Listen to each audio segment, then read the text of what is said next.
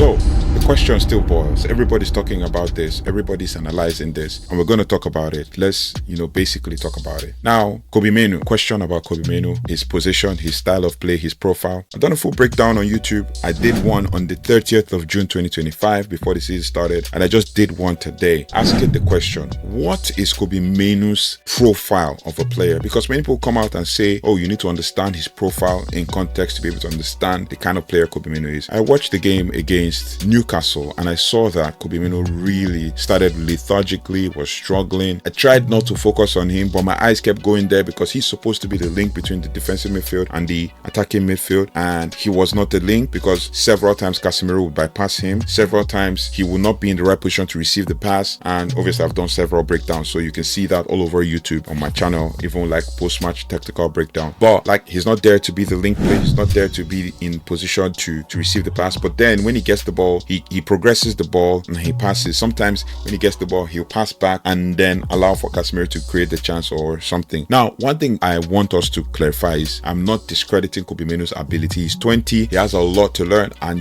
I've been an advocate for him, I've been defending him several times. But sometimes you have to constructively criticize player because we as fans didn't let him grow. We as fans and the media didn't let him grow. They kept mentioning, oh, he scored in the FA Cup final. Oh, he scored against Wolves. Oh, he played in the Euros, got to the final of the Euros. He's still young. Why don't you let him play? This was what they pummeled Amorim for. Now, this is what a fan said on X. He says, Kobbie Mainoo is not a register, controls the tempo from deep, e.g. Andrapello and Jorginho. He's not a deep line playmaker, start the attack from deep like Xabi Alonso and Sergio Busquets. He's not a box-to-box, covers both defensive and attacking areas, e.g. Steven Gerrard and Yaya Toure. He's not a defensive midfielder, destroyer, ball winner who protects the defense and breaks up attack like N'Golo Kante and Casemiro. He's not an advanced playmaker like a creative midfielder, e.g. Bruno Fernandes and Kevin De Bruyne. He's not a Mesala, which is also an attacking central midfielder who drifts into half spaces to support the attack like Paul Pogba and Claudio Marchisio, which is kind of like the kind of profile of player that I see him as. But he's also not a Carrilero, which is a midfielder who covers wide spaces and supports both fullbacks and central midfield, e.g. Arturo Vidal. He's also not a trequartista that he operates between the midfield and the attack with freedom like Francesco Totti. I think that's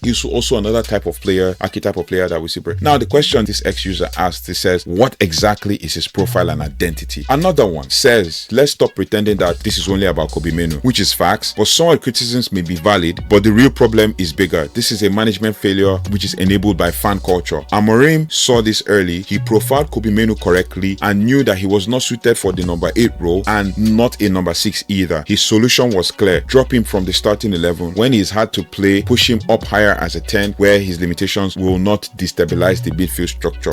And we've seen it where Kobbie Mainoo plays as a false 9, plays as an attacking midfielder and all of that. That was what Amorim was. Even at some point, he got injured and that was also an issue. Now, this was not accidental according to this ex-user. With limited pace, physicality and defensive intensity, Amorim understood Kobbie Mainoo would expose central zones over 90 minutes. The evidence is there. Wins with him involved red cards, individual brilliances or moments of chaos. Wins without him often looked more balanced and controlled. And yes, the fans share the blame. We hype every average Carrington graduate into the future world beater, inflate egos and remove the pressure to improve fundamentals. Development dies when criticism is replaced by blind protection. Now, we've called it out. The performances were declining long before the results caught up. XG has dropped sharply, shot volume has collapsed, territorial control and sustained pressure, which were beginning to appear under Amorim, are gone. The players can see too, there's no structure, no clear game model, no pressing scheme, no build-up patterns. Carrick is offering nothing tactically. This is what the ex-user is saying. Enough with the nostalgia, enough with the vibes. Carrick may be one of us, but he's not the man to lead this team to trophies. The club needs a serious manager at the end of the season, not sentiment, not excuses, not recycled optimism. Reality has arrived. And we're going to see it in the next couple of games. But I just thought to find out what your thoughts are on this. In truth,